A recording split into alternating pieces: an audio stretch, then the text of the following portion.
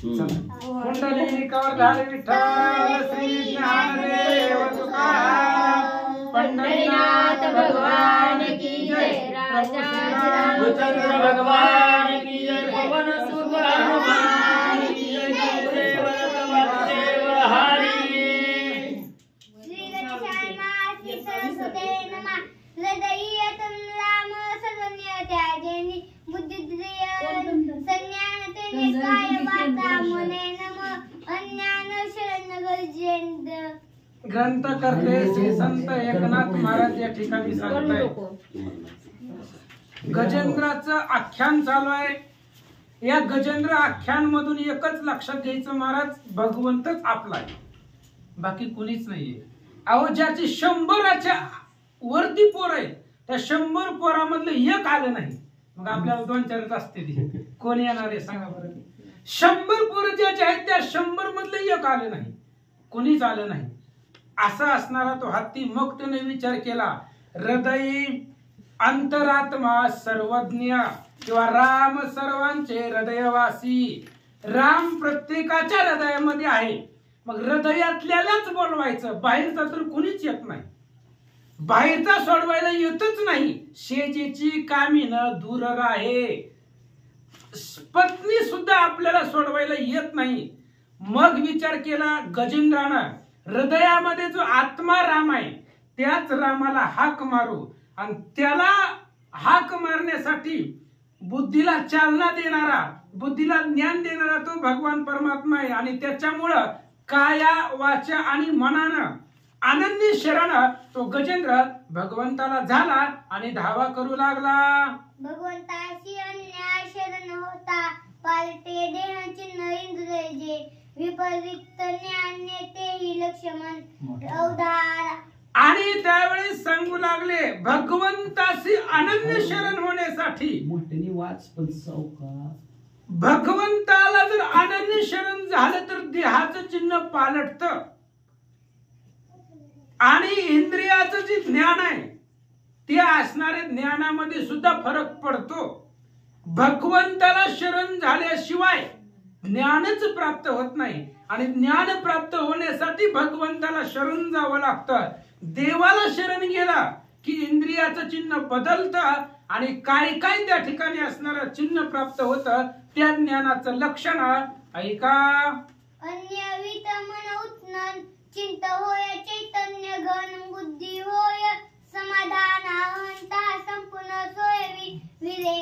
आणि मग ते असणाऱ्या भगवंताला जर शरण गेला, फक्त शरण जायचं नाही, अनन्य जो भगवंताशिवाय वेगळाच नाही असा असणारा अनन्य शरण, ज्या भगवंताला गेल्यानंतर ना चित्त होय चैतन्य घन, चित्त सुद्धा चैतन्य होत, आणि जे काय असणारे त्या ठिकाणी बुद्धी आहे त्या बुद्धीला समाधान भेटतं, कारण बुद्धीचं वैभवच भगवंत असले पाहिजे। बुद्धीचे वैभव अन्य नाही दुजे, एका केशवराजे सकळ सिद्धी। बुद्धीचं वैभव म्हणजे भगवंत आहे, आणि त्या असणाऱ्या बुद्धीला समाधान प्राप्त होतं जर भगवंताला शरण गेलं तर ही इंद्रियाची चिन्ह पालटतात असं सांगतात। तेव्हा भूते होती निराकार विषय होती, क्रमात न्याय शरण वाचे सूत्र समाज चरित्र परब्रह्म। आणि तेव्हा जेव्हा भगवंताला शरण जाईल तेव्हा काय होतं, तेव्हा जे काही भूत आहे, भूत म्हणजे जीवसृष्टी, ही जीवसृष्टीच भगवंत रूप होते, कारण ज्याच्या जो अनन्य शरण भगवंताला गेलेला आहे त्याला दुसरं काहीच दिसत नाही, जळी स्थळी काष्टी सगळीकडे। म्हणून माणसाचं जीवन आजात शत्रू असायला पाहिजे। हॅलो, माणसाचं असणारं जे काही जीवन आहे ते आधात शत्रू पाहिजे, जीवनामध्ये शत्रू नाही पाहिजे।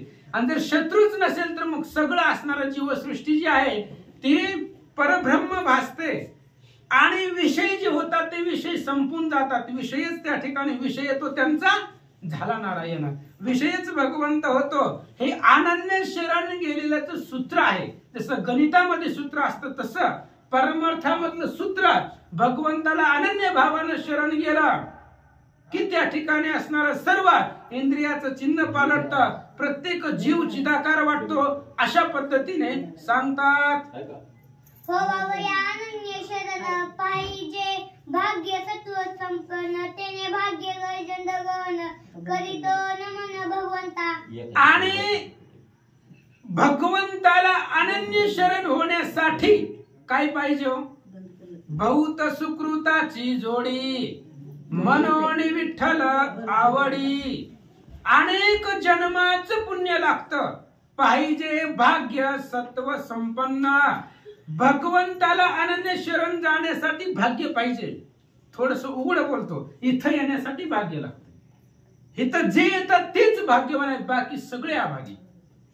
नाथ महाराजांचं असंच म्हणणं आहे, इथं येण्यासाठी अनंत जन्माचं सुकृत लागतं, पुण्य लागतं, तेव्हा भगवंताची भेट होती. भगवंताचं भजन, भगवंताचं स्मरण, भगवंताचं ध्यान, पोथी पुराण तेव्हा आठवतात जेव्हा भाग्य सत्व संपन्न आहे. भाग्य सत्व संपन्न लागतं. गजेंद्राचं भाग्य होतं, म्हणून त्याने भाग्य, त्याच भाग्यानं अनन्य नमन गजेंद्र करू लागला.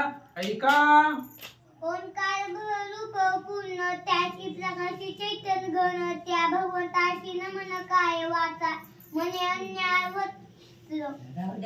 भगवंताला हाक मारायची. मग कसं मारायची? ओंकार हा मूळ शब्द आहे. ओंकारापासूनच, ओंकार हा मूळ शब्द आहे, अनादि शब्द आहे. आकार तो ब्रह्मा, उकार तो विष्णू, मकार महेश जाणियेला, अशा प्रकारचा ओंकार. आणि हा असणारा ओंकार मूळ मंत्र असणार आहे.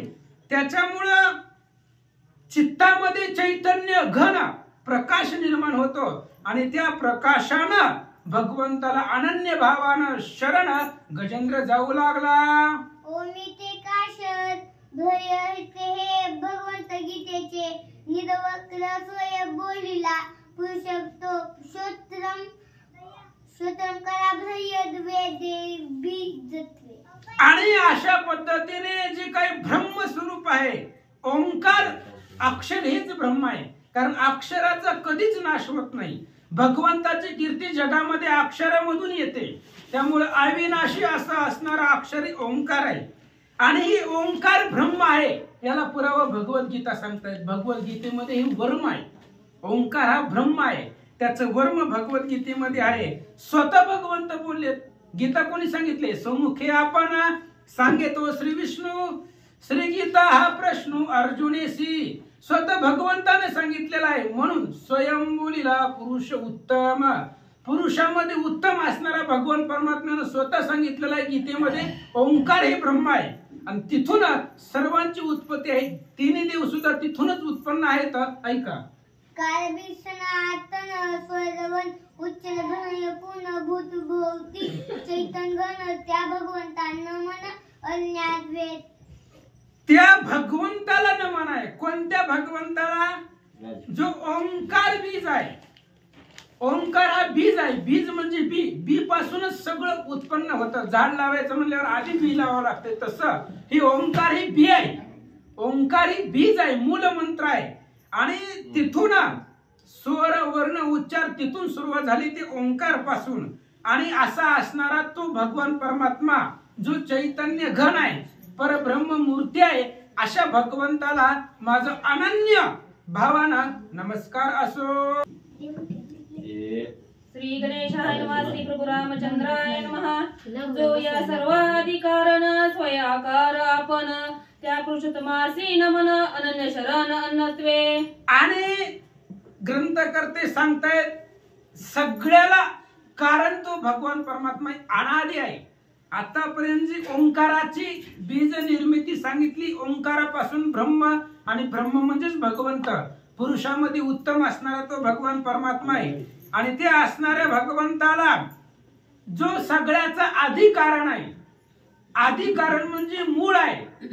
जेव्हा काहीच नाही तेव्हा असणारा भगवंतापासूनच सृष्टी आहे. आणि त्या असणाऱ्या भगवंताला जो पुरुषामध्ये उत्तम आहे, अशा असणाऱ्या भगवंताला माझं अनन्य नमन गजेंद्र बोलतो.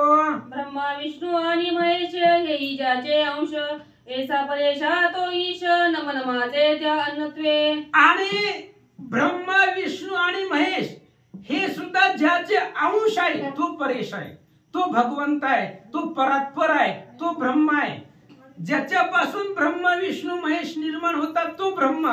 आणि त्या असणाऱ्या उत्तम पुरुषाला, त्या भगवंताला माझा अनन्य नमस्कार, दंडवत. गजेंद्र बोलतो, त्याचे करू जाता ध्यान, ध्येय ध्याता होय शून्य, ध्यानेची होय चैतन्य घन, त्यासी माझे नमनत्वे. आणि त्या भगवंताचं ध्यान करायचं म्हटलं तर ध्यान सुद्धा शून्य होतं. काल सांगितलं बघा ध्यानाचे प्रकार, कसं ध्यान केलं होतं याच इंद्रधुम्न राजानं. ध्यानाचा गर्व आला की ते ध्यान संपत. पण आता गजेंद्र अनन्य भावानं ध्यान करू लागलेला आहे त्या भगवंताचं. जो भगवंत परेश आहे, ब्रह्म विष्णू महेश हे सुद्धा ज्याचे अंश आहे असा असणारा तो भगवंत. आणि त्या भगवंताचं ध्यान केलं, चित्ताच्या ठिकाणी चैतन्य प्राप्त होतं, स्फूर्ती भेटते चित्ताला, आणि तिथून ज्ञान प्राप्त होतं. आणि त्या ज्ञानानं भगवंताला अनन्य भावानं शरण गजेंद्र होऊ लागला. हे सर्व भासे ज्याचे ठाई, त्याचे नी सर्व प्रकाशले पाही, जो सर्वी कोंदला ठाईच्या ठाई, जो की सर्व ही आपण. आणि हे सगळं ज्याच्या पाशी भासतं तोच भगवंत आहे. भगवंत कुठं? प्रत्येक ठिकाणी आहे, प्रत्येक चराचरामध्ये तो भगवंत आहे. जो कोंदला ठाईच्या ठाई प्रत्येक ठिकाणी आहे. जिथं पाहिल तिथं भगवंत आहे. जो प्रत्येक ठिकाणी कोंदलेला आहे म्हणजे भरलेला आहे. सगळ्या जीवसृष्टीमध्ये जिथं आपली दृष्टी जाईल तिथं तिथं प्रत्येक ठिकाणी तो भगवंत भरून उरलेला आहे. असा असणारा भगवंता, किंवा जो भगवंतच आपण आहे. आपण सुद्धा भगवंतच आहे, फक्त आपण आलेलो असतो. आपण सुद्धा पूर्ण ब्रह्म होता येतं, आपण सुद्धा भगवंतच होता येतो. आपण आलेलो आहोत. सगळीकडे ठिकाणी जो भगवंत आहे, पुरून उरलेला आहे तो भगवंत, त्या भगवंताला माझा नमस्कार. जेवी गुळाचे कारले केले, देठ काठीये सी गोडीये आले, तेवी ते सर्वही संचले, असे ओतले चित्रपत्वे. आणि उदाहरण दिलं, भगवंत प्रत्येक ठिकाणी चराचर आचारामध्ये सगळीकडे ठिकाणी जळीस्थळी प्रत्येक ठिकाणी तो देव आहे. गुळाचं कारलं करायचं, आणि मग गुळाचं जर कारलं केलं तर त्या कारल्याचा देठ, मधला गाभा, बाहेरचं सगळं सगळं गोड असतं. कारलंच गुळाचं केलं तर ती कडू होईल का? नाहीये. गुळाचं कारलं सर्वांगाने गोड आहे. तशा पद्धतीने तो असणारा भगवंत प्रत्येक ठिकाणी संचलेला आहे. जसं जर गुळाचंच कारलं केलं तर त्या कारल्यामध्ये सगळे असणारी गोडी येते, कडवटपणा राहत नाही. तसं सगळ्या ठिकाणी संचलेला, साठलेला तो भगवंत आहे. नागदेचे नारळ गोमटे, कवटी काढिता ते करंटे, देवी चैतन्याची नेटपोटे, भासे समस्कटे सर्व रूप. आणि दुसरं उदाहरण दिलं, नारळ आहे. साखरेचा नारळ केला, पूर्ण साखरेचाच नारळ केला तर त्याचं असणार साल्ट, त्याचं जे काही कवठ आहे नारळाचं ते सगळं गोड आहे. आणि साखरेचा नारळ केला आणि एखाद्याला खायला दिला, त्यानं जर त्याचा असणारा टरकाला सालसा बाजूला करून आतला गाभा खाल्ला तर त्याला काय अर्थ आहे? कारण ते पूर्ण गोडच आहे. तसं असणार, जसं त्या साखरेच्या केलेल्या नारळामध्ये दोषगुण पाहत नाही, तो पूर्ण ब्रह्म, तो ज्ञानी आहे. आणि जो पाहतो तो मूर्ख आहे, असं महाराज सांगतात. ते जो देखे दोष गुण, तोची नरकाशी जाय आपण, मुनीचे निशापे जाणन जन्म गुण पावेल. आणि त्या तिथं जो दोषगुण पाहिल, कुठं? गुळाच्या कारल्यापाशी आणि साखरेच्या नारळापाशी.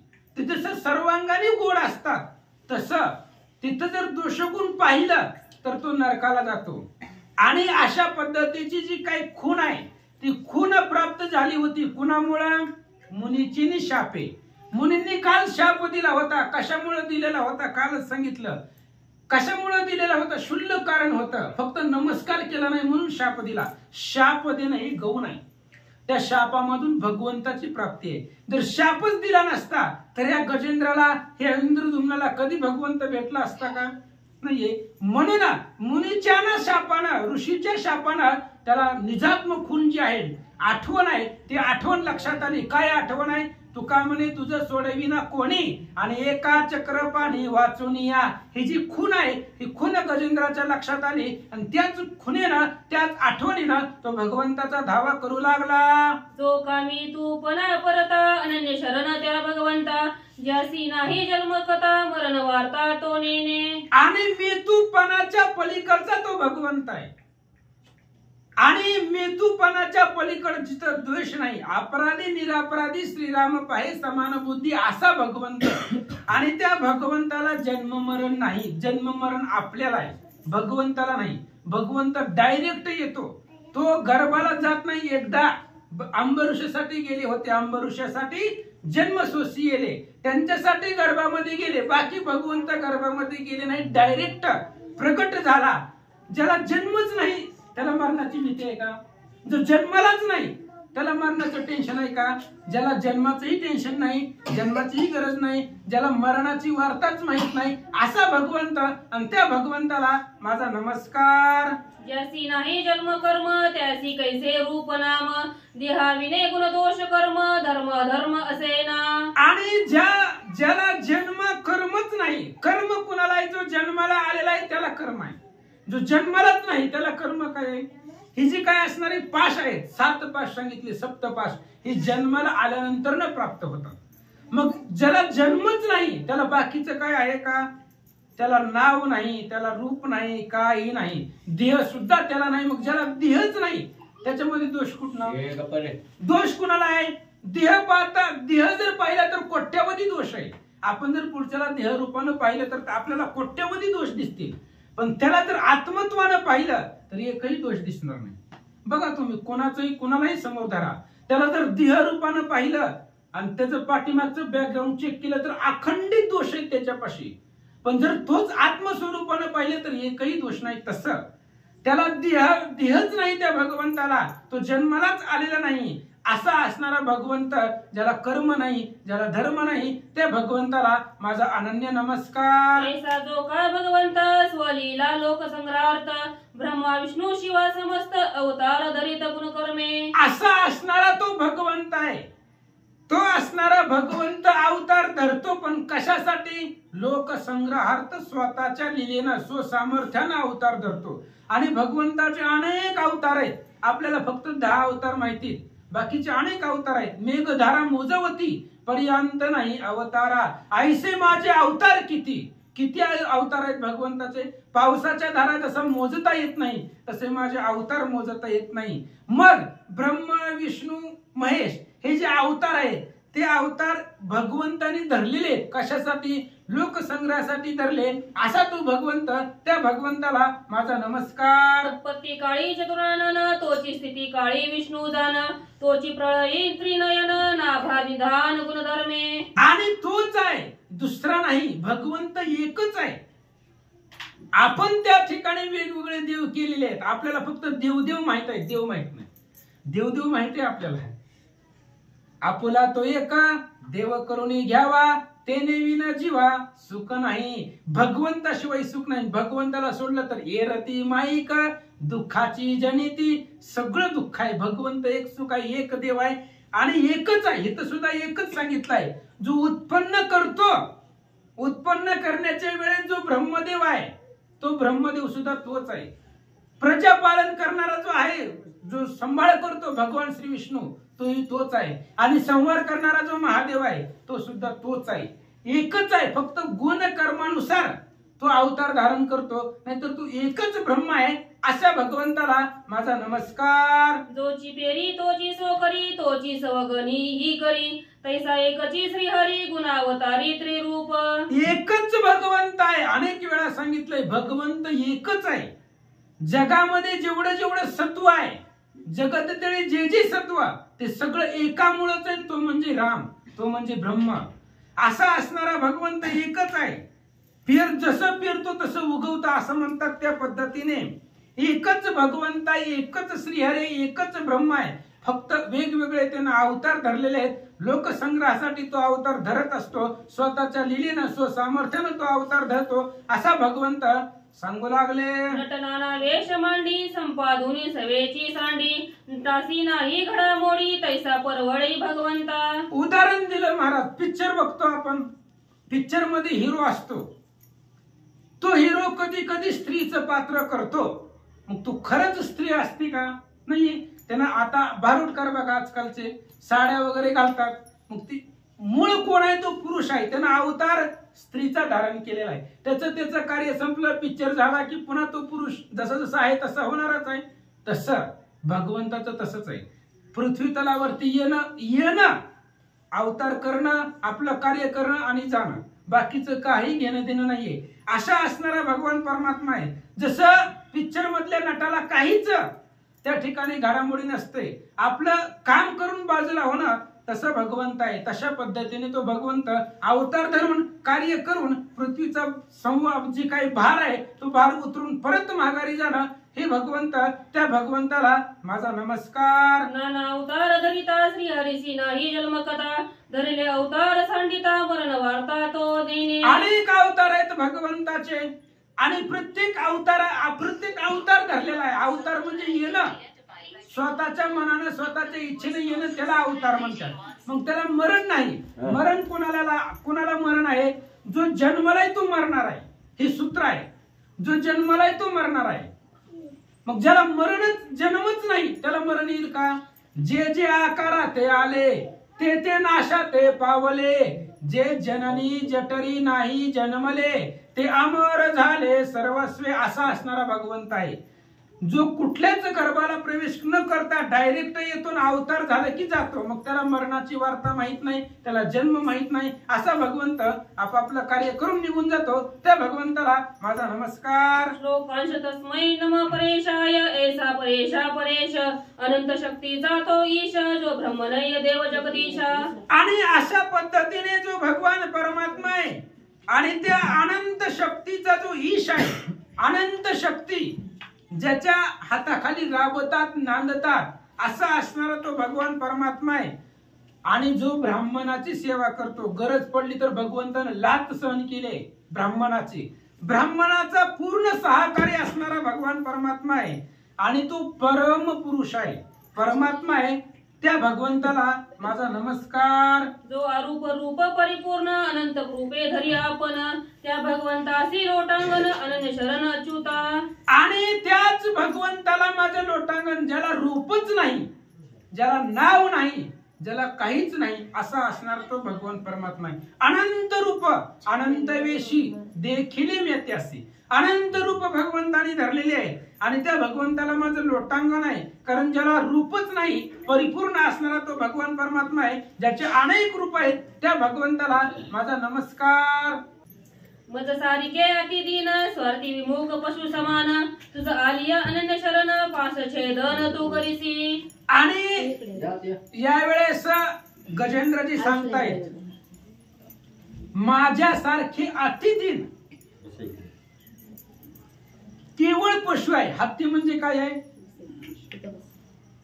हत्तीच्या लक्षामध्ये आलं हो, शेवटाला कोणी नाही, भगवंत आहे. स्वार्थी आहे, असू द्या, आपण त्याच्यापेक्षा स्वार्थी होतो. असणारा जो पशु आहे आणि तो पशु अत्यंत दीन आहे. माझ्यासारखा दीन जरी शरण आला तरी त्याचं पाश छेदन करण्याचं काम तो भगवंत करतो, असं गजेंद्र बोलू लागला. नक्र पशु पाश ग्रहण हे तुच्छ यासी मानी कोण कर्म पाश अति दारुण कृपा करून छेदिसी. आणि गजेंद्राचा धावा आहे. गजेंद्र बोलू लागलाय, भगवंता मला पकडलंय, मी माझी मरणांत अवस्था आहे, जगतोय का मरतोय माहिती नाही, मरणांत अवस्था आलेली आहे. त्या नक्रानं मला धरलेला आहे. पण ही जी काही पाश आहे, नक्रानं जी धरलेला आहे, ही तात्पुरता आहे. देह संपला की तू नक्र मारेल त्याचं काही नाही. कारण मग अशी सांगितलं, जे जन्माला आहे ती मरणार आहे, पण जन्म मरणाचा पाश जो छेदन करतो तो आहे.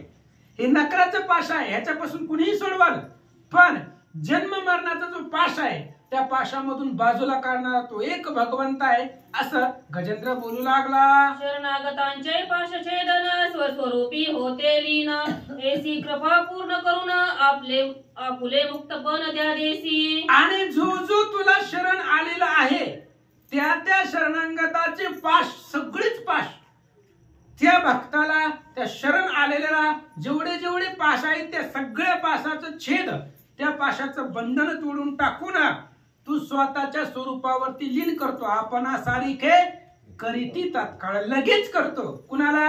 जो शरणांगत आलेला आहे, जो शरण आलेला आहे त्याची पाश छेदून तू त्याला आपल्यासारखा करून घेतो, असं गजेंद्र बोलतात. त्यासी देती निजात्म मुक्ती, तेवीसी एक युक्ती, त्यासी छेदसी समूळ भ्रांती, नित्य मुक्ती सहजेसी. आणि त्याला जो अनन्य भावानं शरण आलेला आहे त्या भक्ताला, त्या भाविकाचं पाश छेदून त्याला मुक्ती देतो.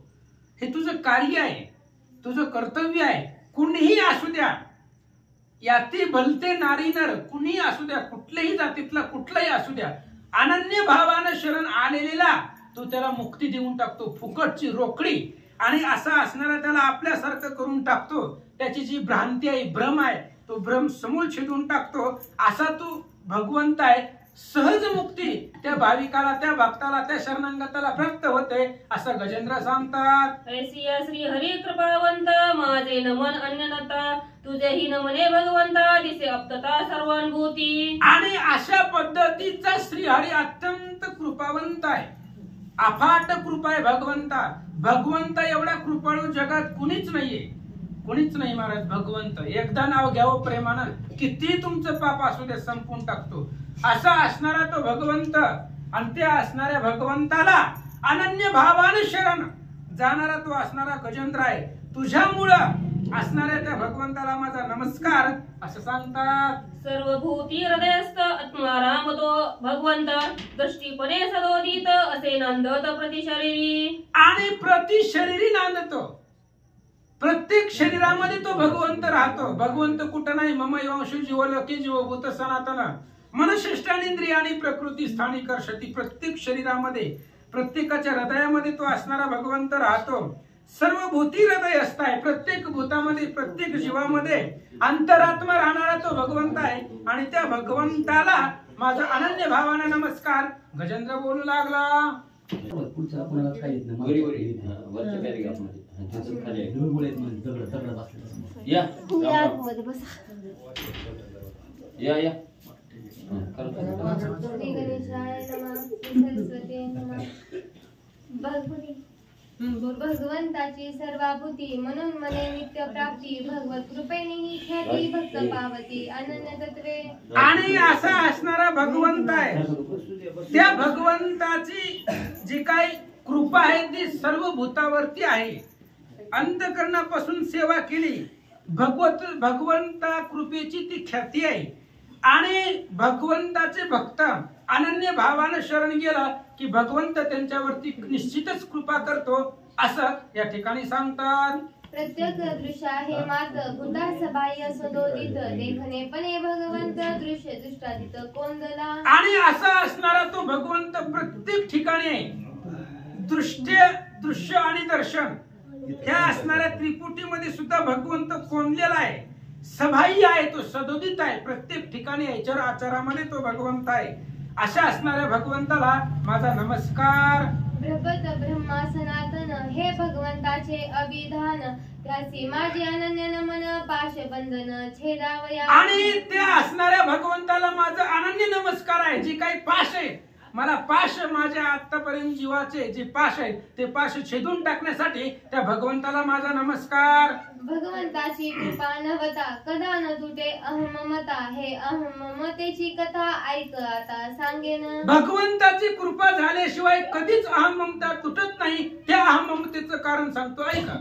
मी म्हणे हा खोड जाण, माझी श्री ती खीळ कठीण, ग्रह सामुग्री विविध धन, पाचरा संपूर्ण सबुद्ध. आणि ही असणारी सगळी मोहमाया आहे त्या ठिकाणी सांगू लागलेले आहेत. आपण एक खोड आहे आणि आपली असणारी जी काही स्त्री आहे ती अत्यंत त्या खोडाचं खीळ आहे. ही गृह सामुग्री आहे. ग्रहामध्ये राहणारी जी अनेक प्रकारचं ते ठिकाणी धन. आता ग्रह म्हणलं की सगळं संसार आला, ऐका. तेथे अपत्याची आनंद गोडी, तो खोडा घातल्यावरी बेडी, कर्म लैकिक स्वसजन आवडी, हे बेडीचे कडी खळखळीत. आणि त्याच्यामध्ये जर पती पत्नी संतान आले की अफाट जी काही आनंद आहे, आनंदाची गोडी त्या दाम्पत्याला प्राप्त होतो संतान प्राप्त झाल्यानंतर. आणि मग अशा पद्धतीने पती पत्नी मुलं आली की पाठीमाग जे काही सगळं आहे, जी काही सुजन आहे, लौकिक क्रिया आहे, ते सगळेच करावे लागतात. त्याच्यामुळं ही जी काही बेडी आहे, कोणती बेडी? मायेची. ती मायेच्या बेडीमध्ये अडकलं जातं असं सांगतात. खोडा खेळी त्या भरी बेडी कृपणतेची हातकडी हे कुटुंब धाडीची बांधवडी त्याही बरी भरडी नित्य विषय. आणि अशा पद्धतीची बेडी आहे, मायेची बेडी टाकलेली जाते, त्याच्यामध्ये हातकडी कृपणा. संसारामध्ये आले की प्रत्येक जण कृपण होतो माणूस. थोडा ना थोडा परिवार वाढला की कृपणता अंगामध्ये येते. आणि त्याच्यामध्ये कुटुंबानं बांधलेलं असतं माणसाला, जीवाला. पत्नी असते, मुलं असतात, ह्यांना या त्या जीवाला बांधलेलं असतं. त्याच्यामुळं मग त्याच्यामध्ये भरडून काढतो तो विषय त्या जीवाला भरडून काढतो, सोडत नाहीये असं सांगतात. खोड्याची खीळ ते श्री कठीण त्या कठीणपणाचे विंदान निज मातेने त्या गुण श्री आपण आप्त होय. आणि अशा पद्धतीने जो काही संसार आहे त्या संसारामध्ये अत्यंत कठीण म्हणजे स्त्री आहे. स्त्री म्हणजे पत्नी. प्रत्येकाला पत्नी आवडते, प्राणापेक्षा आवडते, जीवापेक्षा आवडते. आणि अशी असणारी निज मातेचा त्याग करून जिला आप्त म्हटलं जातं ती पत्नी असे असते असं सांगतात. मातृसेवा वेदा विहिती ते सोडून या निश्चिती स्त्री कामाची आसक्ती वश करीती पुरुषाते. आणि वेदामध्ये सांगितलेलं आहे की मातृसेवा परमभक्ती.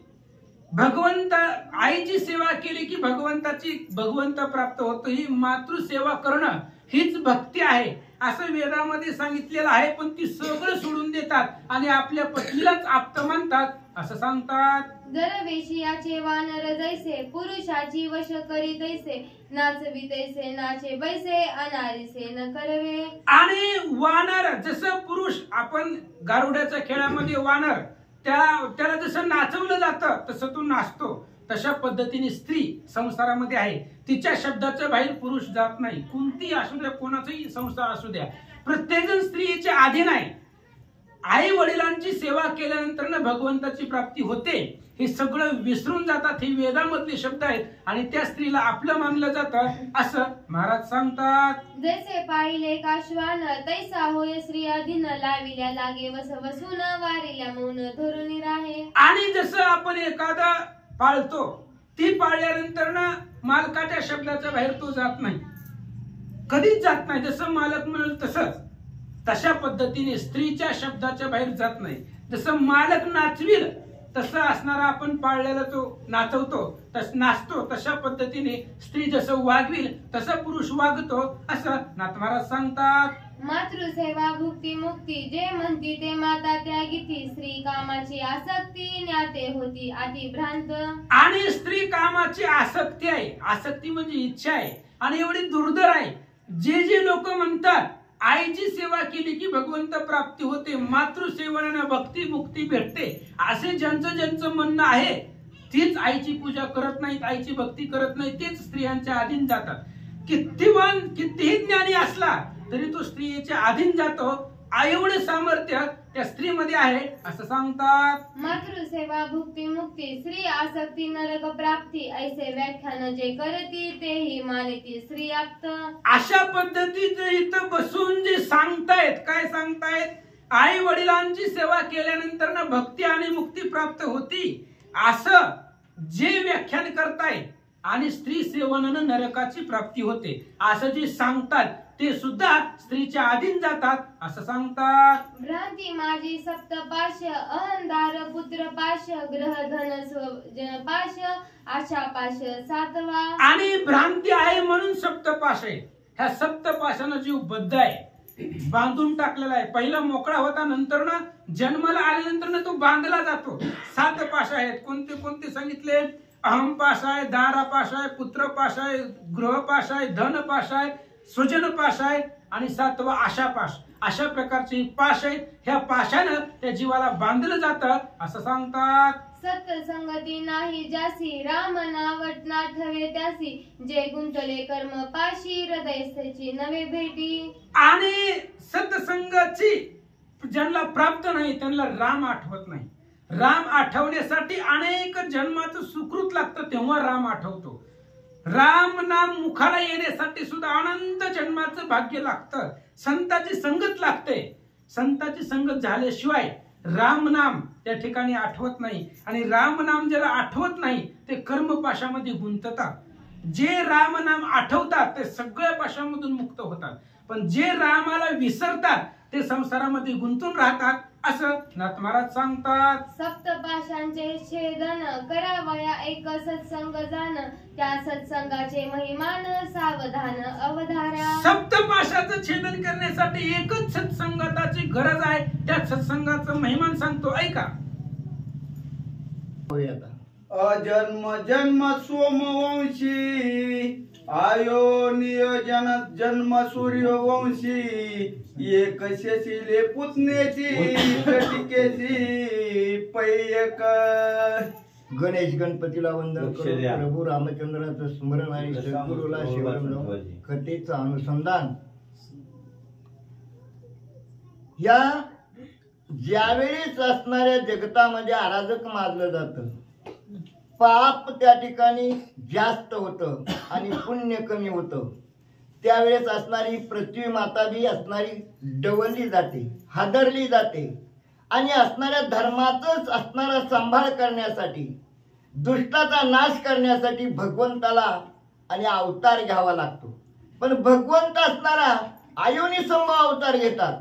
आपल्यासारखं गर्भातनं त्या ठिकाणी असणारं त्यांना 9 महिने त्या ठिकाणी गर्भात राहावं लागत नाही. हे आयोनी संभव आहे. मग कोणत्या किती आजपर्यंत 10 अवतार घेतले त्यातल्या 2 अवताराचं साम्य त्या ठिकाणी असणारं या ठिकाणी नाथमाऊलीने आपल्या पुढे ठेवलेले. राम अवतारात रामाने अवतार घेतला आणि आल्यानंतर पहिल्यांदा असणारं पुतणेला एकाच असणाऱ्या आशेला ताटिकेला एकाच बाणानं मारलं. आणि पुढच्या अवतारात म्हणजे कृष्ण अवतारामध्ये कृष्ण रूपात त्या ठिकाणी अवतार घेतल्यानंतर पुतना नावाच्या राक्षसीनेला बाणानं नाही मारलं, शोषण करून मारलं. कारण लहान असताना पुतनेनं त्या ठिकाणी विष भरून आणलेलं दूध पाजायला गेल्यानंतर जी पहिला भगवंतानं सुरुवात केली ती सगळंच ओढून त्या ठिकाणी पुतनेचा नाश केला.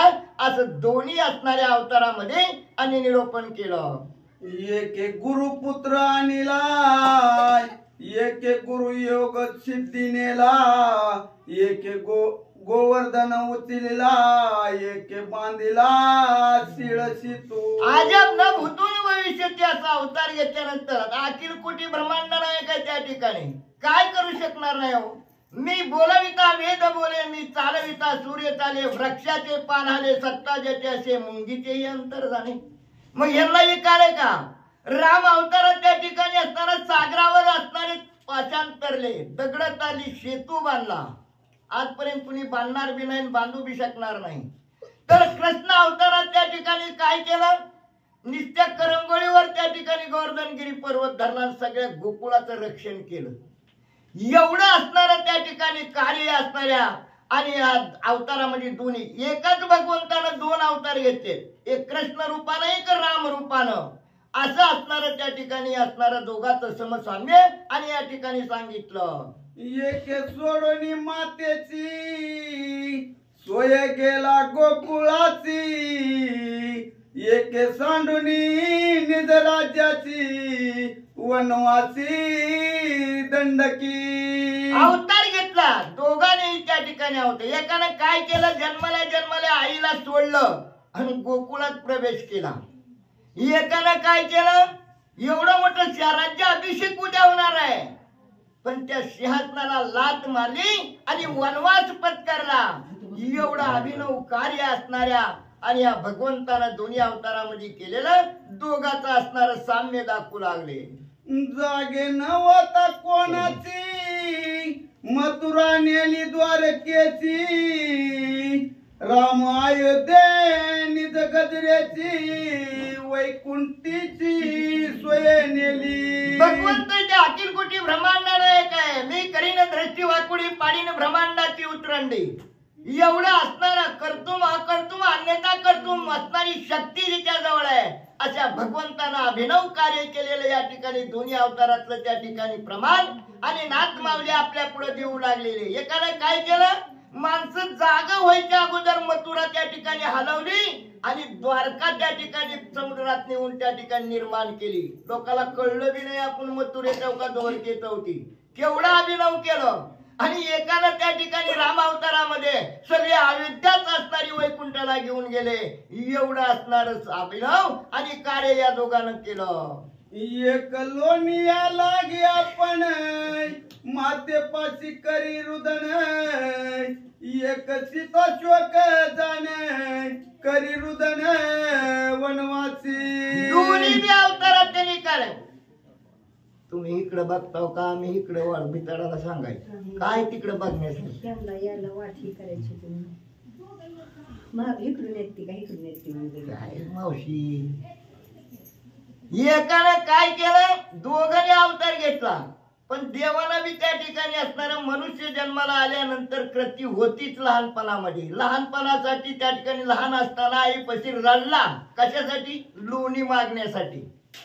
राम त्या ठिकाणी असताना तिथं लोण्याचा विषय नव्हता. पण बायको रावणानं नेले हरण झाल्यानंतर बायकोसाठी मात्र राम रडला आणि सगळ्या झाडाला कवटाळलं ह्याला कवटाळलं. आता ती त्याचा विषय जर घेतला तर असणारा प्रत्येकाला मगाशीच वर्णन हरीनं सांगितलेलं आहे की इथं सांगणारा पाटावर सुद्धा बायकोच्या आधी नाही. पण हरीला एक सांगायचं सगळेच नसतेच बरं का त्या ठिकाणी असणार. एक तरी पट्टा असा असतो की त्याने बायकोच त्याला आरेरावी करू शकत नाही. नाहीतर पतिव्रता जगात राहणारच नाही. पतिव्रता नेली अनेकाची स्तुती ध्यानी म्हणी पतीचं सर्वदा. ती कधी असणाऱ्या आपल्या मालकाला स्वामीला आरेरावी होईल का. असे असणाऱ्या पतिव्रता आणि संत असल्याशिवाय जगात जगू शकत नाही. नाहीतर बोलल्याशिवाय राहणार नाही. आणि म्हणून त्या ठिकाणी पण रामाला दाखवायचं होतं बायकोवर बी माणसानं प्रपंच हाकायचा म्हणल्यावर प्रेम करावं आणि बायकोसाठी बी थोडं रडावं.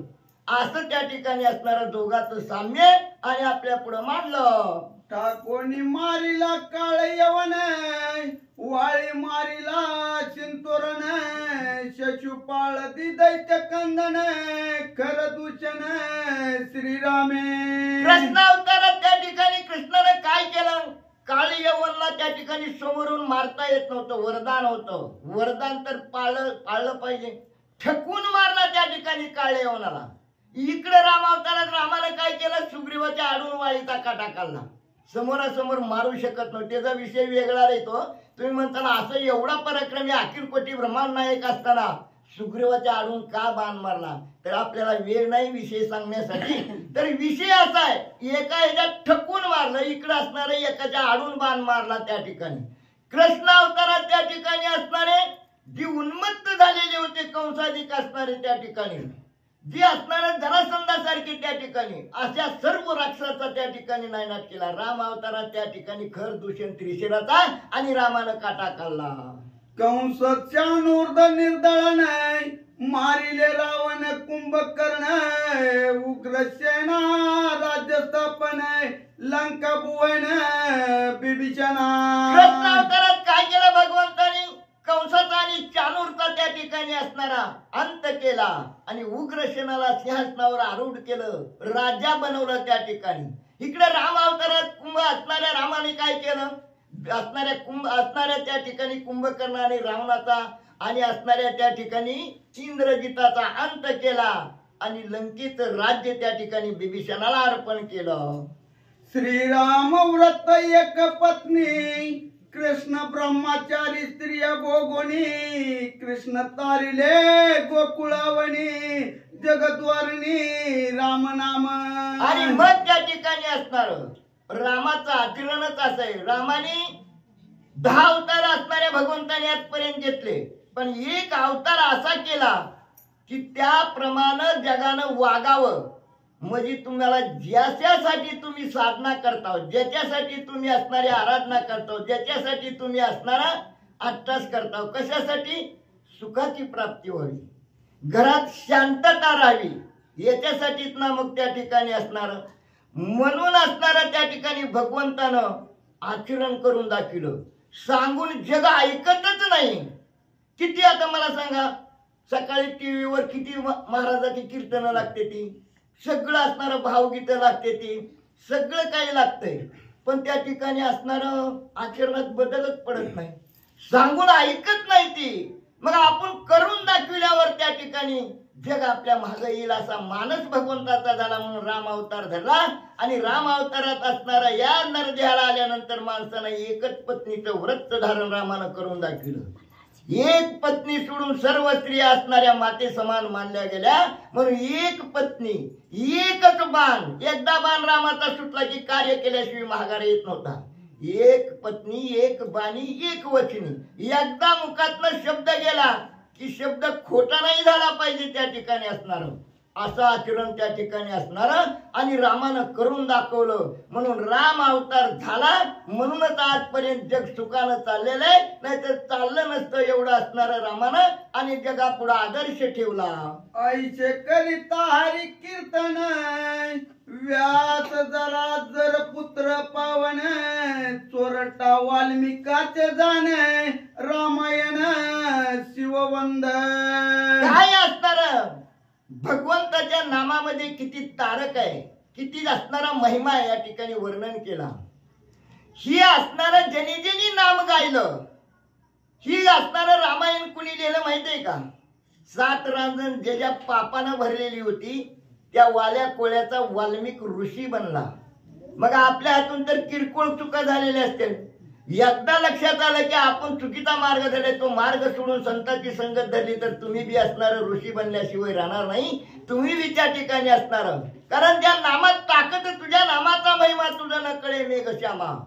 नामा इतकी ताकदच नाही म्हणून हे नाम त्या ठिकाणी नारदाने एकच शब्द दिला राम नामाचा. आणि त्याच्यावर असणारा एवढा मोठा वाल्याचा वाल्मिकी झाला, ऋषी बनला. अनागत भाष्य एवढं अमूल्य त्या ठिकाणी राम जन्माच्या अगोदर लिहिलं गेलं. एवढी नामाची ताकद आहे.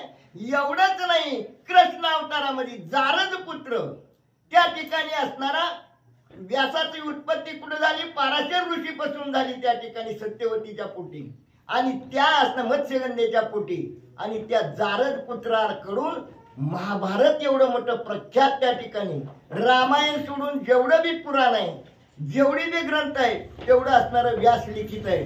म्हणजे हे असणारं त्यांनी बी असणाऱ्या हरीचं गान गुणगान गाय केलं, त्यांनी बी असणारं भगवंताचं नामस्मरण कीर्तन केलं. म्हणून नामामध्ये किती ताकद आहे. म्हणून दोन्ही अवतारातलं साम्य कुणी नाम गायलं आणि त्याचा काय असणारी फलश्रुती मिळाली आपल्या पुढे सादर केलं. वर्णिता श्री हरीची पदवी दोघे झाले महाकवी.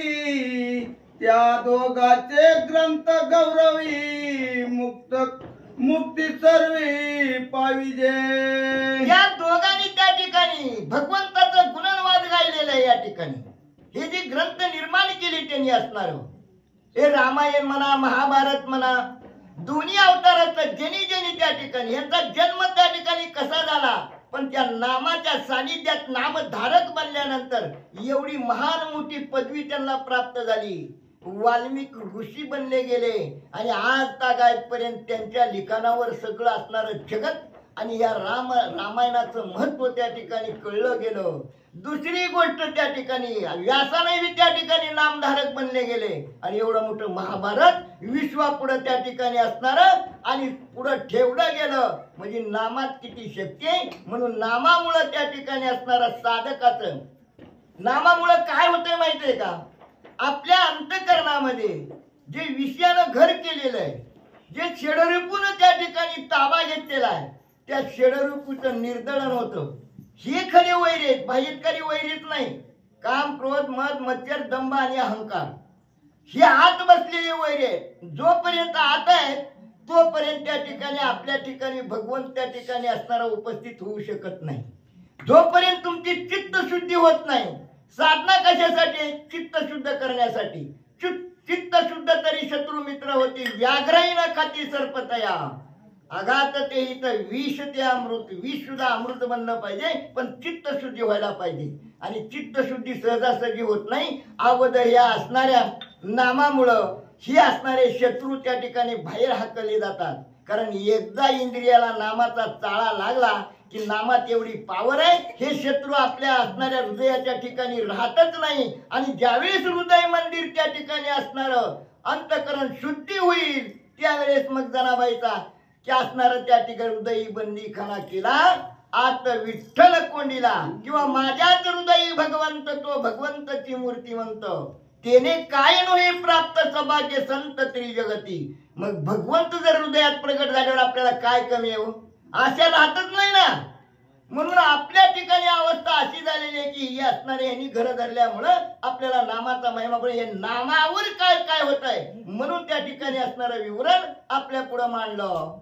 अमंगळा करी मंगळ आईचे हरी कीर्तन निर्मळ, नाम मंगळा मंगळ सुम मंगळ हरी कीर्तन. हरीचं नाम हरीचं कीर्तन इतकं मंगलमय आहे म्हणून सांगतात त्या ठिकाणी. अमंगळाला सुद्धा मंगलमय बनवित आहे त्या ठिकाणी. आता आपली अवस्था कशी अज्ञानाच्यामुळे त्या ठिकाणी अमंगळ अवस्था आपल्याला त्या ठिकाणी. मंगलमय म्हणजे आपल्या ठिकाणी असणारा विषय बरबटलेला त्या ठिकाणी, आणि विषय इतके घातक आहे त्या ठिकाणी. एका एका विषयात एका एका जीवाची आहुती झालेली आहे. शब्द स्पर्श रूप रस आणि गंध हे मुख्य विषय आहेत 5, आणि 5चे त्या ठिकाणी अनेक पुन्हा उपविषय आहेत. मग एका विषयात एक प्राण ज्याला माणसाला 5ही झगटलेले आहेत. मग विषय जर सुटत नसेल तर त्या ठिकाणी असणारं नाम आवडणार नाही, आणि ज्यांनी विषयाचा त्याग केला त्याला नामाचा छंद लागला, अंतकरण शुद्धी झाल्याशिवाय राहत नाही. राम नामाच्या परिपाटी ध्वज जळती अकला पोटकोटी, भक्ती मुक्ती लागे पाटी पवन सृष्टी राम नामे. नामासारखे तत्व नाही रे अन्यथा वाया आणि पंथा जाती जनी. दुसरं तत्वच मोठं नाही हो नामासारखं त्या ठिकाणी.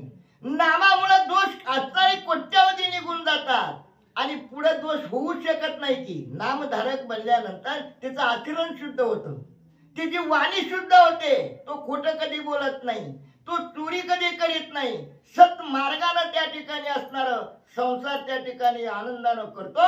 म्हणून त्या ठिकाणी असणारा त्याच्या पाठीमाग, कारण तो कर्म बी जे सत्कर्म झालेलं कृष्ण अर्पण करतो, राम अर्पण करतो, म्हणून भुक्ती बिन मुक्ती बी त्याच्या पाठीमाग लागतात. मला अंगीकारा मला अंगीकारा एवढा नामाचा महिमा नाथमाऊलीने आपल्या पुढे सादर केला. यम यतनेचे पितर चिंतताती निरंतर, एकादशी हरी जागर वंश तत्पर होऊनी कोणी. आणि मग त्या ठिकाणी असणार आपले असणारे वाड वडील आजोबा पंजोबा त्या ठिकाणी कुकर्मामुळे जर त्या ठिकाणी यमपुरी त्या ठिकाणी अडकले असतील आणि यम जातीने जर होत असेल तर ते तिथे इच्छा करतात माझ्या पुढचा असणारा नातू म्हणा, नातवाचा मुलगा म्हणा, कुणीतरी हरी जागर करणारा निघावा, कुणीतरी असणारा पुती वाचणारा निघावा, कुणीतरी असणारा एकादशीचं व्रत धारण करणारा निघावा. आणि या नामधारक एक तरी वंशामध्ये निर्माण झाल्यानंतर आमची या यमपुरीतनं जाचणीतनं सुटका होईल असे पितर असणारी इच्छा धरतात. पुत्र अथवा भातृपुत्र द्वैत अथवा द्वैत्र करिता एकादशी जागर यम प्रहर पैचुके. मग जे जे कर्म केले ते भोगाले, कर्म केले त्याचा अनुचित कर्म केल्यानंतर यमदूत इतकी जाचणी करतात. तुम्हाला यमपुरीला गेल्यानंतर हितच फेडायला लागलाय देव आता कलियुगामध्ये. यमपुरीला तर त्या ठिकाणी कशावरून सांगायचंय, नाशिकेत जाऊन महागारी आलेला होता यमपुरीला. आणि यमपुरीला काय काय होतंय, काय कर्म केल्यानंतर तिथं वैतरणी नावाची नदी आहे, तापलेले पत्रे त्या ठिकाणी विस्तवासारखे खांब आहेत, त्याला मिठी मारायला होतात. वैतरणी सारखी, वैतरणी म्हणजे कळते का, पोना आणि रक्तानं भरलेली एक नदी वाहती त्याच्यात बुडवतात त्या ठिकाणी, याला नरक म्हणतात त्या ठिकाणी. मग ही जाचणी याच्यात जर अडकलेला आपला कुणी असणारा आप्त असेल तर तो इच्छा करतोय कुणीतरी हरिजागर करणारा निघावा, कुणीतरी एकादशीचं व्रत त्या ठिकाणी करणारा निघावा, म्हणजे यमाची जाचणीपासून आमची सुटका होईल अशी इच्छा धरतात. नामे नरकी उदारती नामे स्वर्गस्ती मुक्ती ब्रह्मादिक अमरपती जन्मवंती कलियुगी. नामामध्ये ताकदच तेवढी आहे. नामाला किती जणांचा उद्धार झालाय, अनेक जणांचा त्या ठिकाणी.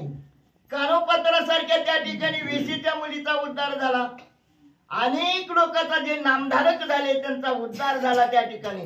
नामात एवढी ताकद आहे आणि म्हणून त्या ठिकाणी असणार ब्रह्मदेव, इंद्रदेव, 33 कोटी देवांचा राजा ते सुद्धा अशी इच्छा करतात की आम्हाला या मृत्यू लोकांमध्ये जन्म यावा, आम्हाला इथं असणारे येण्यासाठी त्या ठिकाणी शरीर प्राप्त व्हावं, कारण या शरीराला आल्याशिवाय तो नामधारक होऊ शकत नाही. म्हणून त्या ठिकाणी ते इच्छा धरतात.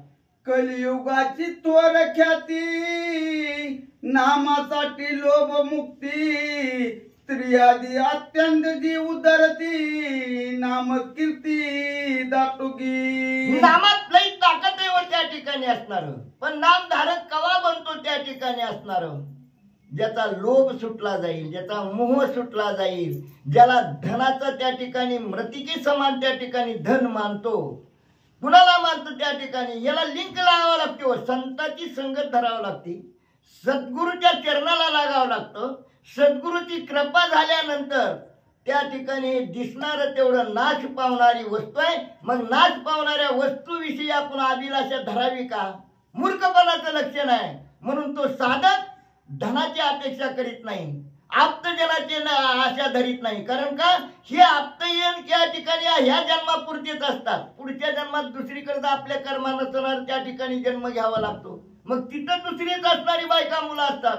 मग त्या ठिकाणी आपण यांच्या इतक्या असणारा आप्तजनाविषयीचा मोह माया धरण्याचा अर्थ काय त्या ठिकाणी?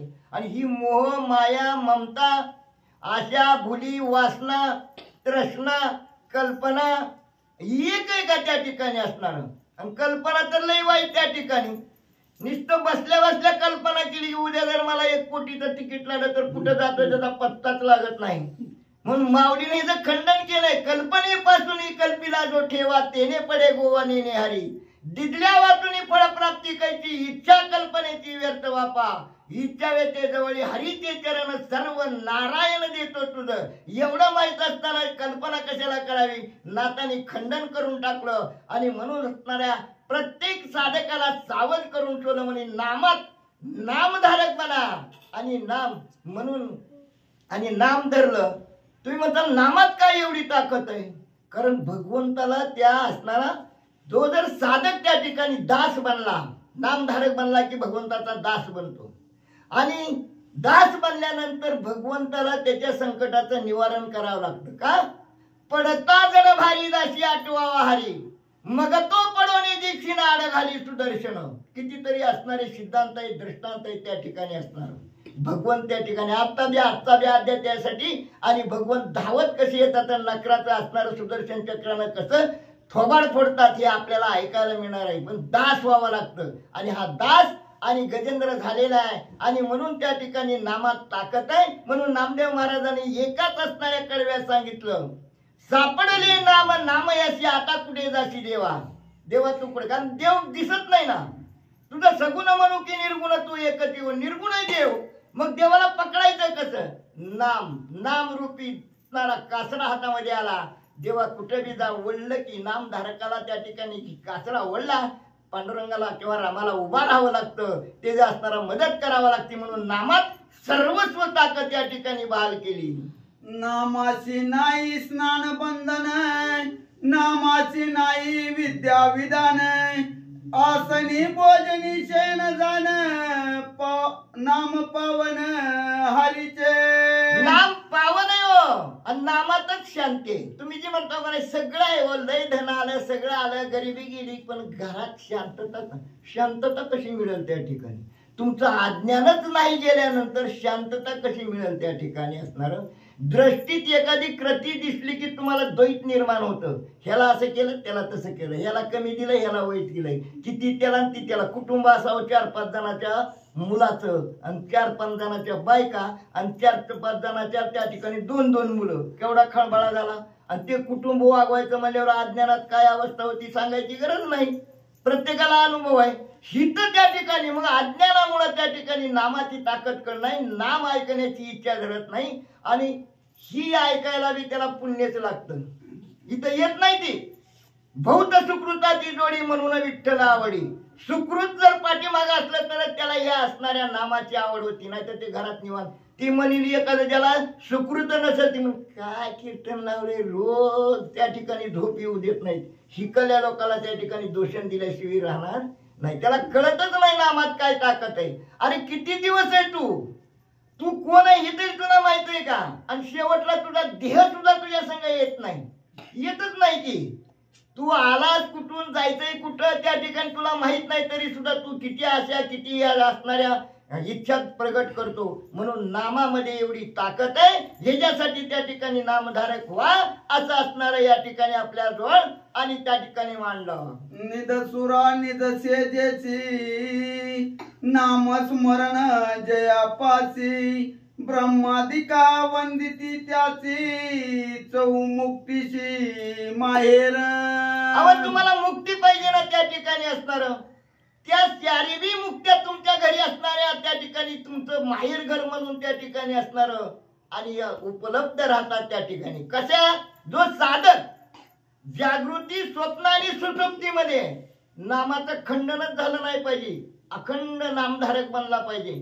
तुम्ही म्हणाल झोपेत कसं काय त्या ठिकाणी म्हणावं, त्या ठिकाणी झोपेत सुद्धा सद्गुरूच्या कृपा जर झाली तुमच्यावर तर तुमचा जे 21,600 चालतोय त्याच्यावर गुरुनं दिलेला मंत्र जर आरोप केला, झोपी बी तुमचं असणारं नामस्मरण चालू राहतं. काम करताना बी, बोलताना बी, जेवताना बी त्या ठिकाणी खंड पडत नाही. म्हणून त्या ठिकाणी अशा साधकाला त्या ठिकाणी चारी मुक्ती सुद्धा त्याच्या जवळ पायावर लोळून घेतात. नामासर शिवाजे टाळी आशा पास होती होळी तया कीर्तने सोमेळी रंगी वनमाळा डुलत.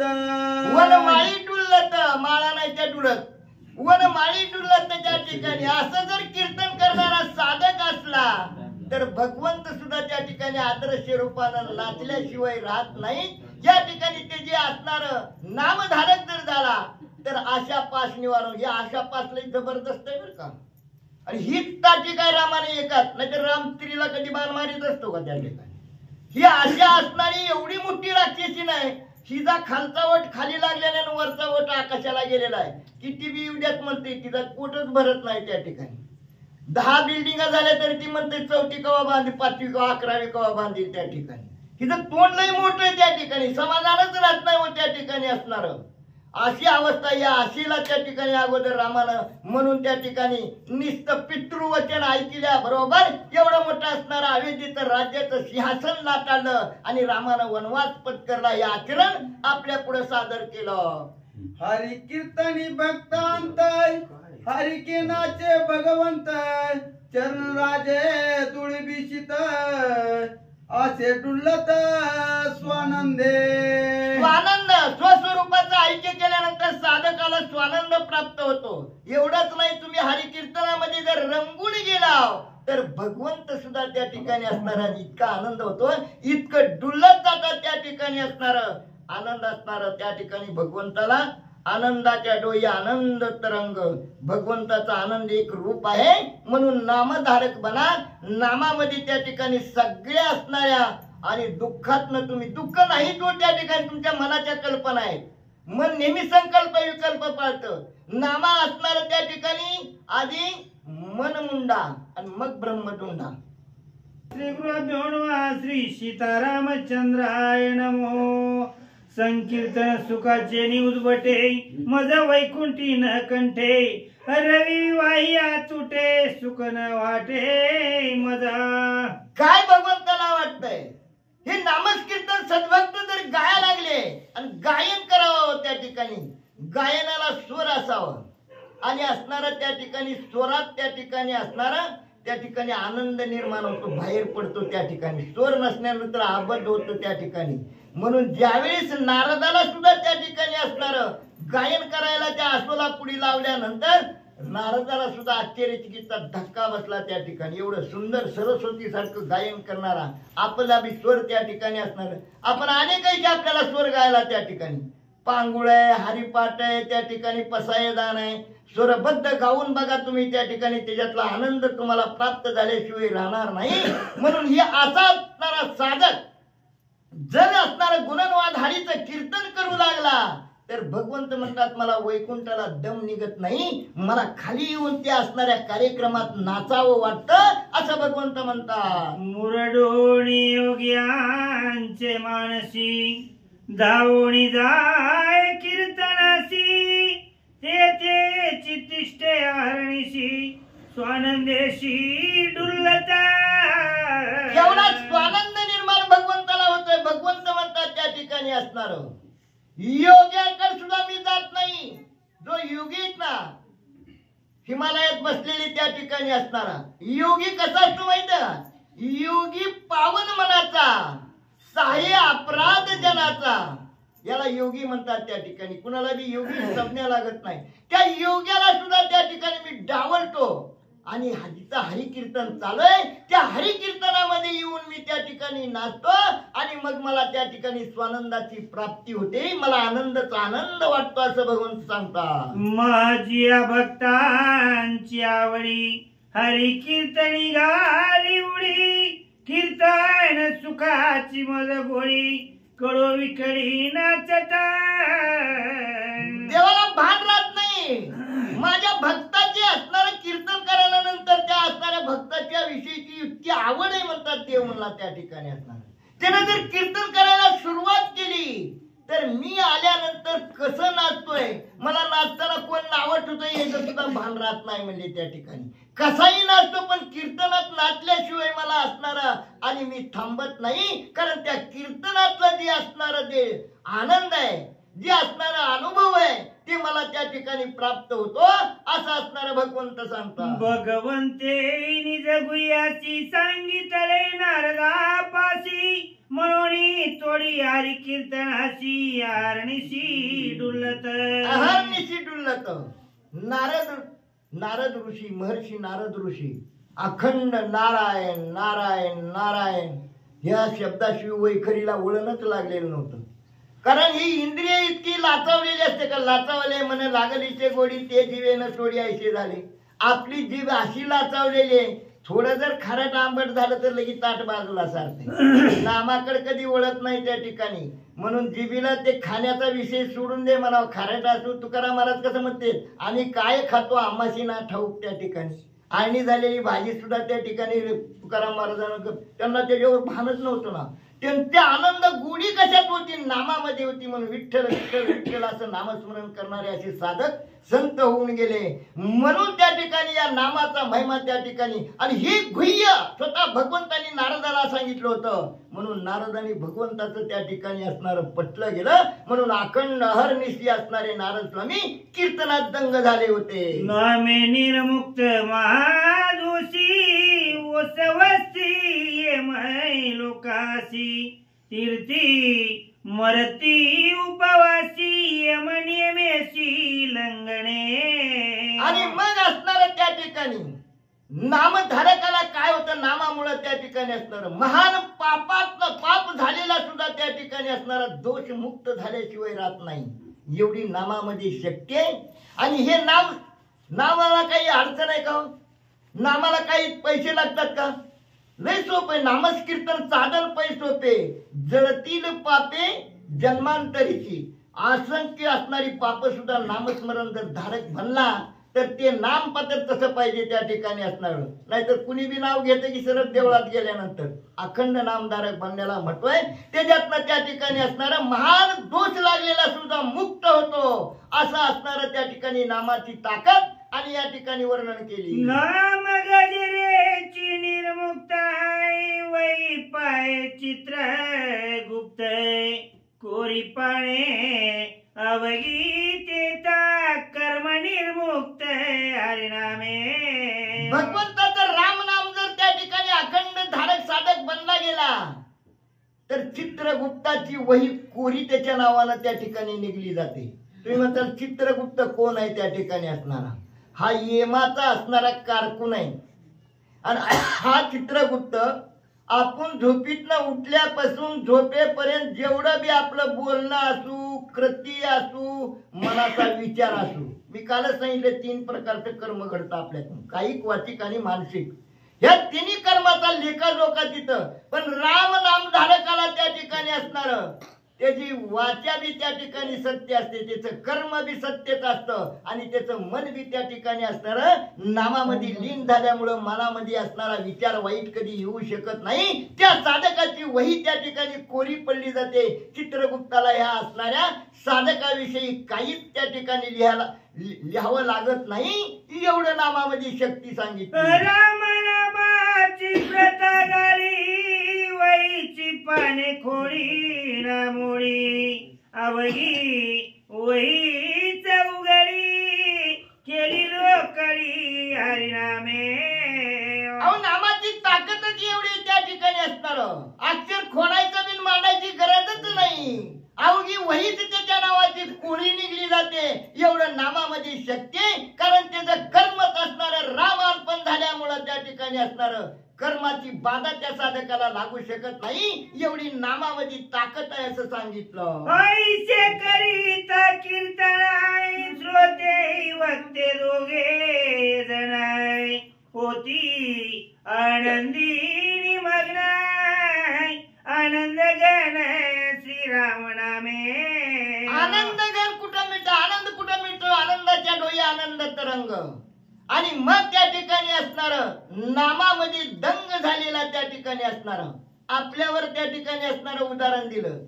श्रोता बी वक्ता बी, वाचणारा बी ऐकणारा बी त्या ठिकाणी असणार.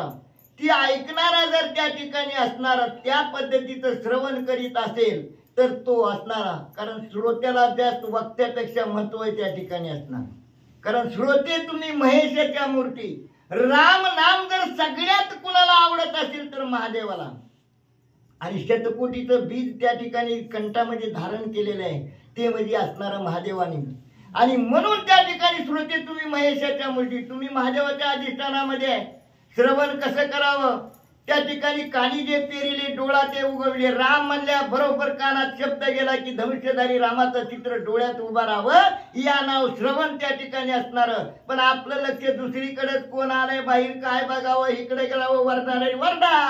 राम नामाच्या वरती त्याची झाली स्वरूप प्राप्ती ज्याची दृष्टी त्रिजगती मित्या प्रतीती फलगुत्वे. कालत्रय जग झालंच नाही. जो राम नाम धारक बनला, राम म्हणता रामाची होई जे पदी बैसोनी पदवी द्यायचे. त्याच्या दृष्टीला राम रूपच दिसलं पाहिजे. जे जे दिसे भूत ते माने जे भगवंत. त्याला साधना करण्याची गरज नाही. माऊलीने एका वाक्यात खंडन केलेलं आहे. पण त्याचा अर्थ कोण जाणतो त्या ठिकाणी? अर्थ जर नाही जाणला तर तुम्ही किती पारायण केली, किती तीर्थयात्रा, काही उपयोग नाही त्या ठिकाणी असणार. आणि असणार श्रवण भक्तीमध्ये किंवा कीर्तन भक्तीमध्ये तुमच्या ठिकाणी प्रेमच पाहिजे. त्या ठिकाणी प्रेम जर नसेल तर त्या असणाऱ्या साधनेला किंमत नाही. नातानी शांती ब्रह्म होते, पण त्या ठिकाणी लेखणीतनं मात्र जोड्याशिवाय उभा केलं नाही. प्रेमाविना भजन, नाकाविना मोती, अर्थाविना पोती वाटून काय. कुंकवा नाही ठावन म्हणे मी आयो, डोळ्यानं मारील कुंकू नसते आयो म्हणल्यानंतर. आदि ब्रह्म इंद्रादि देवाय लोकपाली सर्व विश्वय वेदांत वाद रूप नाव मिथ्या सर्व राम नामे. नामापुढे वेदांत सुद्धा त्या ठिकाणी भागवतामध्ये सगळ्यावर तू वेदाचा उकडून ते म्हणले त्या ठिकाणी नामधारक जर नाही बनला, तू जर नामाचा सरसी नामधारक तर त्या नामाचं जर महत्व तुला नाही कळलं आणि तू जर नाम नाही घेतलं, तू वेद त्या ठिकाणी मुखोद्गत कर, त्या ठिकाणी काही तुझा उपयोग नाही. कारण तू त्या ठिकाणी असणार आपण जे त्या ठिकाणी ज्ञान संपादन बोले तैसा चाले त्याची वंदावी पाऊले. आचरण त्या ठिकाणी झालं पाहिजे. त्या ठिकाणी जे ज्ञान संपादन झालं त्याच्याप्रमाणे असणारी इंद्रिय कृत झाली पाहिजे त्या ठिकाणी असणार. आणि म्हणून त्या ठिकाणी नामाचं एवढं महत्व झालं. तू 6 शास्त्र 18 पुराण 4 वेद मुखोद्गत कर. आणि तू जर आईबापाला सांभाळीत नसेल, कारण वेदानं सांगितलेलं आईबापच तुझं असणारं दैवत आहे. तू कुठेच जाऊ नको, साधना बी करू नको. असणारं त्या ठिकाणी देवाऱ्यावर सगळ्या असणाऱ्या धातूचं देव उचलून रोज बुडवूच नको. ये नीट सोडायचं बरोबर. एक राम नामासाठी ब्रह्मादी देवांची गोष्टी फल्गुप्राय उडाले सृष्टी रामनामा पुष्टी आगाद नामात ताकद एवढी, नामधारक बनल्यानंतर साधकाचे काय होते? त्रिभुवन, मगाच्या म्हटलं कडवं माझं राहिलं होतं, हे त्रिभुवन आहे ना, हे त्रिभुवनाचा विषय तर त्याला कौतुक वाटतच नाही, कारण त्याला माहित आहे दिशेती नाशे पुनरपी दिशे, हे घटिका यंत्रे परे भरमेगा, हे सारखं चालूच असतं. उत्पन्न होतं नाश पावतं, उत्पन्न होतं नाश पावतं, जेवढी बी वस्तू असेल तेवढी नाश पावते. मग नाश पावणाऱ्या वस्तूविषयी अभिलाषा धरणं किती मूर्खपणाचं लक्षण आहे. हे नाश पावणार आहे ना. अहो देहच आपल्या संग येत नाही तर बाकीची वस्तू येणार आहे का? म्हणून जो ज्ञानी झाला, जो राम नाम धारक बनला, असा रामाचा भक्त बनलेला, हे त्रिभुवनामध्ये फक्त रामाला बघतो त्या ठिकाणी. हे दिसणारं सगळं विश्व कधी ना कधी लय पावणार आहे. ही पंचमहाभूत एकाला एक गिळंकृत करणार आहे आणि सगळं सृष्टी नाश होती, पुन्हा ब्रह्मदेव उत्पन्न होतो. आपल्याला इतक्या लांब जायचं नाही. म्हणून हे त्रिजगत सुद्धा त्याला असणारं मिथ्याभूत. म्हणूनच असणार शुक महाराजाने आईच्या पोटात असताना 12 वर्षे बाहेर आलेच नाही. त्या 12 वर्षे आतच राहिली. विनंती केली, नको म्हणले. आतून आवाज आला, काय करायचं? अशाश्वत जग आहे म्हणले. शाश्वती देता येते का? नाही. अशाश्वत जगाशी मला संबंधच नको म्हणून बाहेर येणार गेले. पण देवाने सांगितलं, भगवंतानी महादेवाने सांगितलं, तुम्हाला यावं लागल, तुमचं फार कार्य या जगतामध्ये आहे म्हणून त्या ठिकाणी. आणि या असा असणारा ब्रह्मवेत्ता पुन्हा बाहेर आला. आणि हे 4 ब्रह्मवेत्ते होऊन शुक याज्ञवल्की, दत्त, कपिल मुनी, हरीशी जाणून हरीच झाले. तुम्हाला बी हरीचा असणार जाणा, राम नामामध्ये लीन व्हा आणि राम राम राम त्या ठिकाणी नामातीत होऊन राम रूपात विलीन व्हा. राम नाम चित्काय आवडी आली हृदय कमळाय, राम कळा कोंदल्याय डोळा, संसार सगळा तृणप्राय. काय वर्णन आत्मावलीने केलंय. राम नामामध्ये जर असणारा साधक रंगून गेला, आत बाहेर त्या ठिकाणी असणारा नामामध्ये त्या ठिकाणी नामातीत झाला. हृदयाच्या ठिकाणी असणारं ते चैतन्य त्या ठिकाणी, चित्ताच्या ठिकाणी चैतन्य त्या ठिकाणी असणारं प्रफुल्लित झालं. आणि ते असणारं प्रकाश मन त्या ठिकाणी असणारं दिसू लागल्यानंतर आणि मग तो असणारा आनंदाच्या डोळी आनंद तरंग, अशा साधकाला एवढा मोठा संसार जे आहे त्या ठिकाणी असणारा, तो संसार तृणपाय वाटतो त्या ठिकाणी. गवताची किंमत आपल्याला वाटते का? 10-12 पेंड्या एखादा महिना नेता 10, 5 नेता 10 नेता, कारण तृणप्राय आहे ते, गवताला किंमत नाही. तसं त्या साधकाला आतून बाहेरून जर राममय नटला गेला तर त्या ठिकाणी त्या साधकाला ही असणारा संसार गवतासारखा वाटतो. राम नाम पासी विरक्ती, राम नामे परम प्राप्ती, राम नामे भुक्ती मुक्ती यता निगुती अवतारा. राम नामाला काय होते माहितीये का तुम्हाला? त्या ठिकाणी असणार जी आसक्ती आहे ना साधकाला, ती आसक्ती संपत्ती विरक्ती धारण होते त्या ठिकाणी. आणि विरक्ती धारण केलेल्या माणसाला विरक्ती त्या ठिकाणी निर्माण झाली, त्याला कोणत्याही वस्तूविषयीचा मोह राहत नाही, आशा राहत नाही.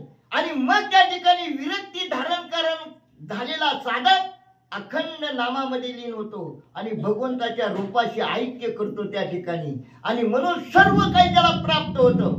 जी मनाच्या ठिकाणी असणार की आपल्याला सुख पाहिजे. सुख म्हणजे काय? त्या ठिकाणी शांती पाहिजे. शांतीला सुख म्हटलंय. जोपर्यंत तुम्हाला अज्ञान जाऊन ज्ञान प्राप्ती होत नाही, ते बी निरहंकार रूपी ज्ञान, आणि ते ज्ञान प्राप्त झाल्यानंतर त्याला विरक्ती धारण होते. आणि विरक्ती धारण झाली की शांती प्रस्थापित होते. सहजासहजी शांती होत नाही. आपल्याला विरक्ती बी नको, भक्ती बी नको, नुसती शांतीच पाहिजे. कशी तशी येईल त्या ठिकाणी शांती. आणि म्हणून त्या ठिकाणी असणारं विरक्ती धारण झालेल्या सर्व असणारं प्राप्त होत आहे. आणि आनंदामध्ये तो त्या ठिकाणी साधक नामामुळे तल्लीन होतो. राम नाम स्मरता नित्याय, पाप निर्जळी कल्पांत, पुण्ये उपजवी अद्भुता, जे नित्याय छेदक. किती विकर्म झालेला असो, अनेक जन्मात घातलं त्या ठिकाणी. आणि पण त्या ठिकाणी राम नाम जर अखंड घेत असला तर त्या ठिकाणी असणाऱ्या सर्व पापाचं छेदन नाम केल्याशिवाय राहत नाही आणि तो असणारा मुक्त होतो त्या ठिकाणी. कारण पापानं त्या ठिकाणी कर्मामुळे त्या ठिकाणी घर रात्री तुम्हाला उदाहरण दिलेलं आहे. तुम्ही बंधन त्या ठिकाणी मुक्त होता परी बळीबद्ध झाला घेऊन या छंद माझे माझे. मुक्त असताना तुम्हाला बांधलं गेलं, तुमच्याच हातानं तुम्ही बांधून घेतलंय. त्याच्यातनं मुक्त म्हणजे असणार त्याला मोकळं करायचं तर नाम त्या ठिकाणी असणार. नामामुळे विरक्ती धारण होते, नामामुळे सर्व प्राप्ती होते. सगळ्या पापाचं छेदन नाम त्या ठिकाणी करताय. एवढं नाम आणि शक्तिशाली आहे म्हणून त्या ठिकाणी. पण त्या ठिकाणी तुम्ही म्हणता आम्ही आता रोज येतो गजेर करताव नाम घेताव. रामायण आहे तोवर तिथे इथे येताव तोवरच की. पण नाताने या ठिकाणी खोच मारलेली. नित्य नित्य या शब्दाला किंमत आहे. नित्य नेम नामी ते प्राणी दुर्लभ. लक्ष्मी वल्लभ या जवळी. त्याचं असणार चुकलंच नाही पाहिजे. अखंड नित्य त्या ठिकाणी नामधारक बनला पाहिजे. आणि म्हणून त्या ठिकाणी असणार, नाहीतर आपण त्या ठिकाणी असणार संसारातलं काम झालं की नामाला विसरून जातो आणि त्या ठिकाणी आपला असणार जी असणारा नियम आहे त्या नियमाला बाधा होते. मग भगवंत बी त्या ठिकाणी आपल्याकडे बघत नाही. पण इथं त्यांनी सांगितलं इतकी नामात आणि ताकद आहे म्हणून तुम्ही नामधारक व्हा. करिताय नित्याय नाम स्मरणाय तेने उपजे पराम पुण्य जे भोग क्षे नवेशिना ब्रह्म परिपूर्ण प्राप्य नित्य राम नाम जर जपणारा नाम घेतणारा साधक जर असला त्या ठिकाणी असणार सगळं पापाचं चालन होतं आणि दररोज पुण्याची असणार संच होतो. पुण्य वाढत जात आणि असणार त्या ठिकाणी ब्रह्मपरायण बनला जातो. जो असणारा मूळ रूप आहे ते त्याला लक्षात येतं मी कोण आहे. अहम ब्रह्मास्मी, मी ब्रह्म आहे. मी देह मध्ये मी नव्हे. मी देहाच्या वेगळा त्या ठिकाणी असणार. हे देह कर्मधर्म संयोगानं त्या ठिकाणी असणार. पाप पुण्य मिळून त्या ठिकाणी संचित तयार होऊन त्या ठिकाणी असणार दोन्ही समान झाल्यानंतर नरदेहाची प्राप्ती होते. आणि याच नरदेहामुळे आपल्याला भगवंताप्रत जाता येतं त्या ठिकाणी. म्हणून त्या ठिकाणी याचं असणार हे साधन जितकं वाईट बी आहे तितकं त्या ठिकाणी गोड बी आहे. इतकं चांगलं बी आहे त्या ठिकाणी. दुसऱ्या असणाऱ्या देहातनं त्या ठिकाणी आपल्याला भगवंत प्राप्ती होत नाही. म्हणून असणारं त्या ठिकाणी सांगितलं नामधारक व्हा. तुमचं असणारं सर्वस्व त्या ठिकाणी पापाचं खंडन होऊन तुम्ही ब्रह्मपरायण त्या ठिकाणी आणि त्या स्वरूपाशी ऐक्य कराल. नाम स्मरता वैराग्य पूर्ण इंद्रलोकादि ब्रह्म साधनाय मिथ्या देखे जैसे स्वप्न वैराग्य गण त्या नामी. नामात किती ताकद आहे म्हणून त्या ठिकाणी असणार वैराग्य धारण होतं. वैराग्य आणि वैराग्य धारण झाल्यानंतर इंद्रपद असो ब्रह्मपद असो त्या पदाची सुद्धा त्याला इच्छा राहत नाही. तो असणारा त्याला त्या ठिकाणी त्याची आशा राहत नाही. काय तिथं त्या ठिकाणी पुण्य आहे तोपर्यंत तिथं राहायला मिळतं. पुण्य संपल्यामुळे तर खालीच यावं लागतं. म्हणून वैराग्य निर्माण झालेला साधक एक रूप आपण जिथून आलं तिथं त्या ब्रह्म्याशी ऐक्य करण्याची असणार आणि तीच इच्छा प्रगट करतो. त्याला दुसऱ्या असणाऱ्या पदाची इच्छा राहत नाही. एवढी नामाची ताकद नाथमाऊलीने आपल्या पुढे सादर केली.